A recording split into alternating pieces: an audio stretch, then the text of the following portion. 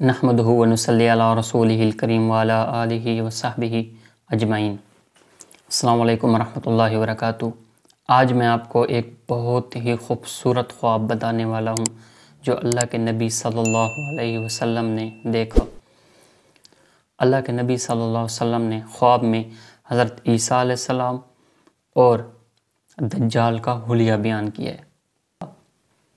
रसूलुल्लाह सल्लल्लाहु अलैहि वसल्लम ने फरमाया कि मैंने ख्वाब में काबा देखा तो उसमें एक साहिब दो शख्सों के कांधों पर हाथ रखे हुए तवाफ़ करते हुए नज़र आई, जिनका रंग ऐसा अच्छा गंदमी था जैसे अच्छे से अच्छे गंदमी रंग वाले इंसानों में से तुमने देखा हो।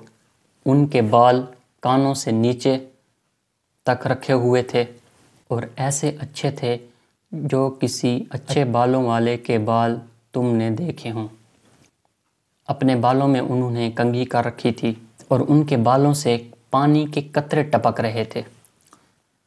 मैंने किसी से दरियाफ्त किया कि ये कौन साहिब हैं, तो जवाब दिया गया कि ये मसीह इब्ने मरियम अलैहिस्सलातु वस्सलाम हैं।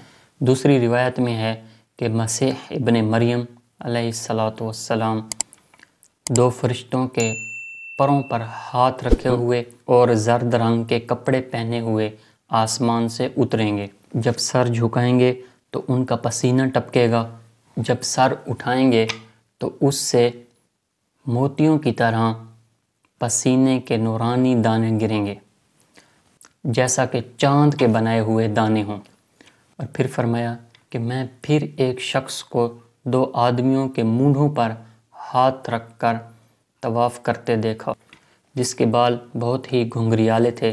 दाहिनी आँख से काना था, गोया उसकी आँख ऊपर को उठा हुआ अंगूर था, यानी उसकी आँख में स्याही ना थी जिसकी वजह से देखा जाता है।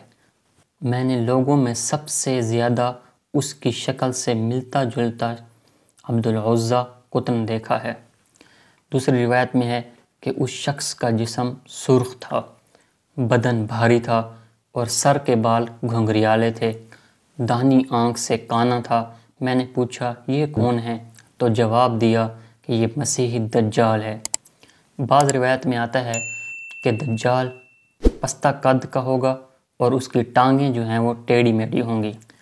बहकी ने किताबुल बअस व नुशूर में एक रिवायत ज़िक्र की है कि दज्जाल एक ऐसी सवारी पर सवार होकर निकलेगा जो बहुत ज़्यादा सफ़ेद होगा और जिसके दोनों कानों के दरमियान 70 बा का फासला होगा और एक बा 2 गज़ का होता है। तो ये ख्वाब अल्लाह के नबी सल्लल्लाहु अलैहि वसल्लम ने देखा, जिसमें हज़रत ईसा अलैहिस्सलातु वस्सलाम का हुलिया बयान किया गया और दज्जाल का भी हुलिया बयान किया गया। उम्मीद है आपको वीडियो अच्छी लगी होगी।